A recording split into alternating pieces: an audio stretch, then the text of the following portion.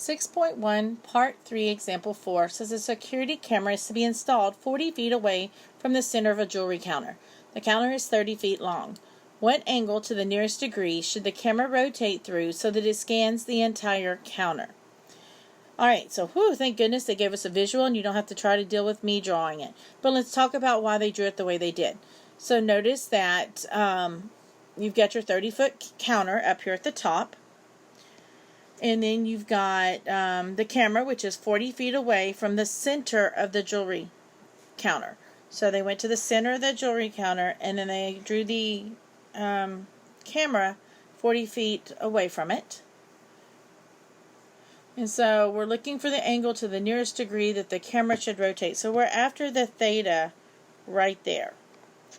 Alright, well, but notice the triangle that they drew originally here is not a right triangle, and everything we've learned so far is dealing with right triangles. So what they did is, because the camera is centered in the middle of the jewelry counter, they actually split that triangle into two smaller ones, which formed excuse me, two 90-degree triangles. Alright, so if we can find the angle of one of those right triangles, then we know that our theta is just really two of them together. So let's look at this. So really, when we're looking at, let me erase some of my lines here. Alright, so when we're looking at this small right triangle, I'm going to use the one on the right here, we're going to solve for this angle. This angle is half of the original theta, so I'm going to call this theta over 2. Now don't go thinking we're going to have to do one of those fancy formulas or something for a half angle formula, okay? We're not going to have to, just go with me here. Alright, so we know that this is going to be our theta divided by 2. Well, let's see. We're after theta, but we know the side that's opposite, and we also know the side that's adjacent. So we're going to use tangent to help us. So we've got tangent of our angle, which is theta over 2, is equal to the side that's opposite, which is 15, over the side that's adjacent, which was our 40. Now we're looking for an angle, so remember, anytime we're looking for an angle, we're going to use an inverse. So this angle, which is at theta over 2, is going to be equal to the inverse tangent of 15 over 40. So let's plug inverse tangent of 15 over 40 in our calculator, and let's come up with an approximation here.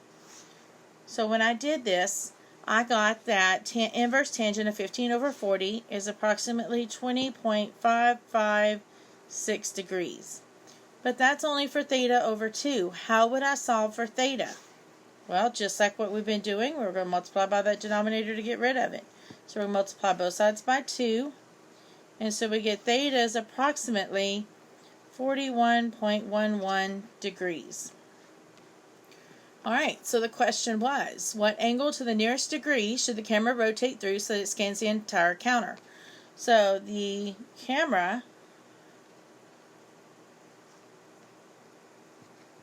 should rotate through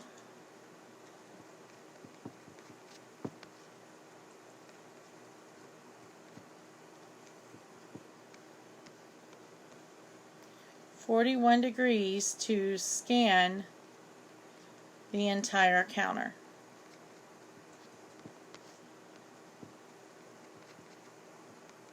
As I said, to round it to the nearest degree, so I didn't put the word approximately in there, even though we know it is. And there's our solution.